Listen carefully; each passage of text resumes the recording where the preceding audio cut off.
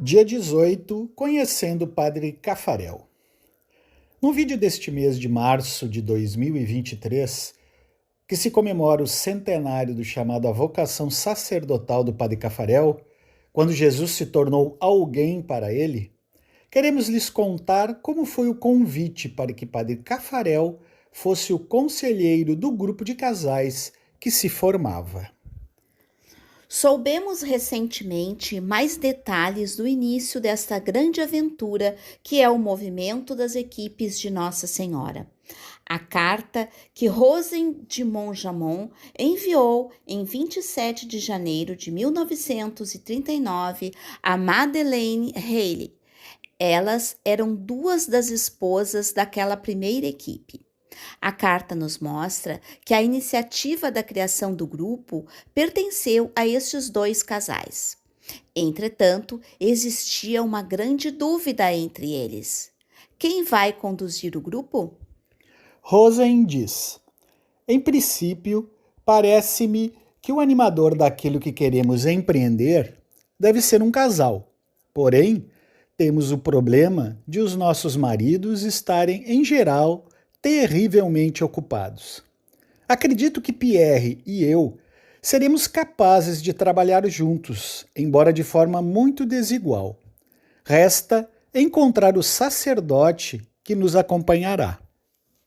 As duas mulheres pensaram no padre Cafarel, consciente do seu valor, mas também com alguma relutância, como se vê numa das observações de Rosen.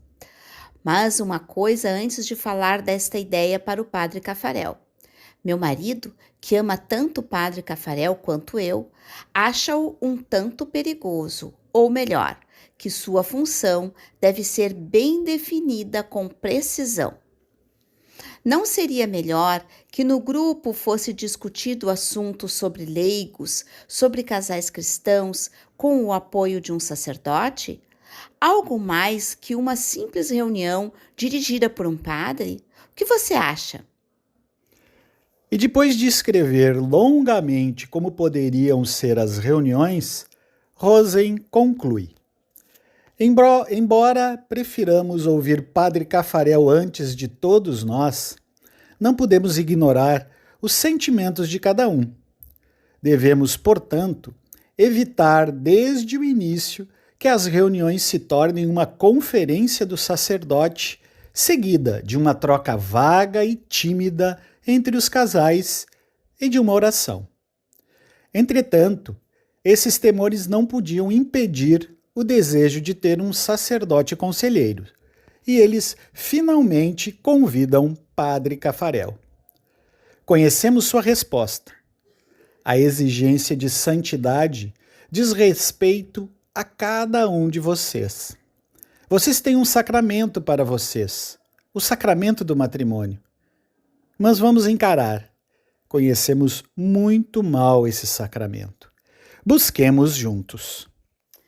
Estes foram os momentos que antecederam a primeira reunião de equipe que ocorreu em 25 de fevereiro de 1939. Durante a guerra, se criaram numerosos grupos que eram chamados inicialmente de os grupos Cafarel. Para entender bem o que foi essa primeira etapa de buscas e descobertas, é necessário conhecermos o contexto da época.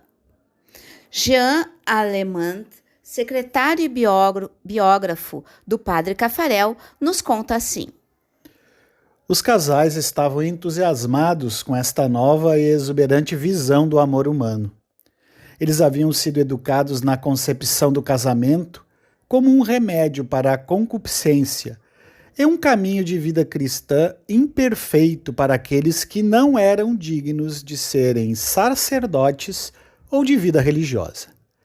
E é aqui que descobrem que o seu amor humano é o caminho da santidade, que fará com que se santifiquem no casamento e pelo casamento, e não apesar dele.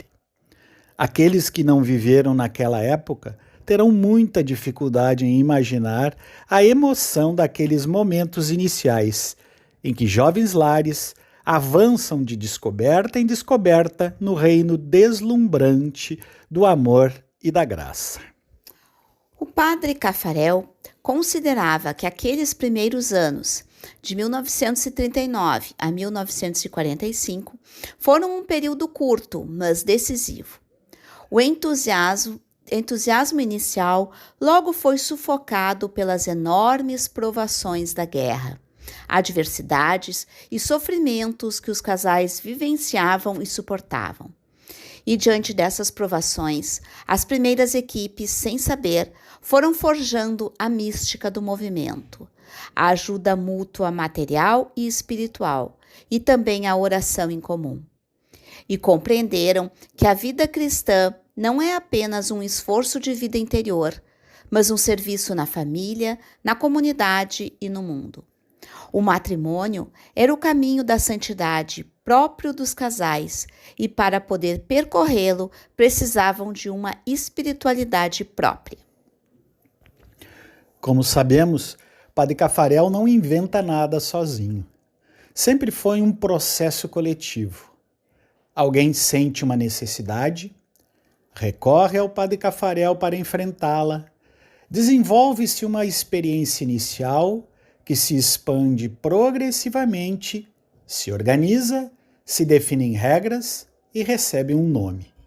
Assim, em 8 de dezembro de 1947, é promulgada a Carta das Equipes de Nossa Senhora na cripta de São Agostinho.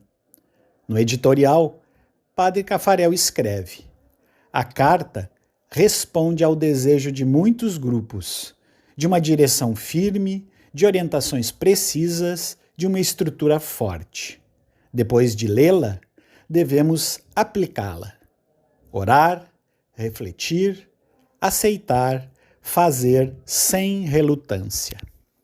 Em todos os momentos críticos da história do movimento, o padre Caffarel respondeu com uma maior exigência. A carta de fundação também responde a isso. Depois da guerra, o entusiasmo dos primeiros casais havia diminuído.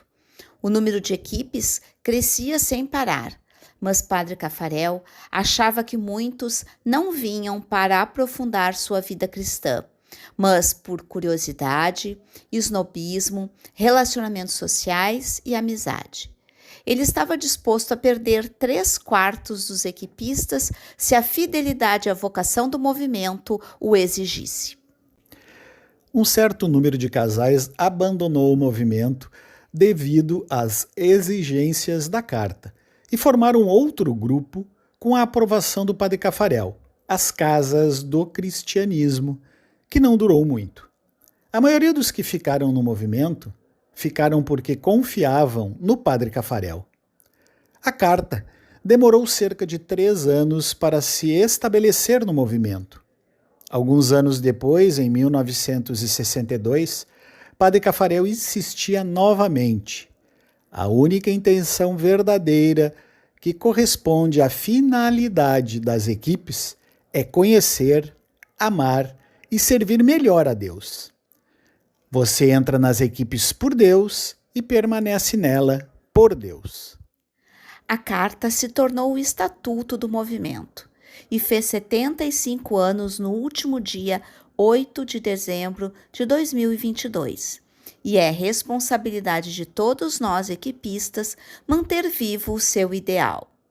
Até o próximo dia 18, em nosso projeto Dia 18, Conhecendo o Padre Caffarel. Servo de Deus, Henri Caffarel, Intercedei a Deus por nós.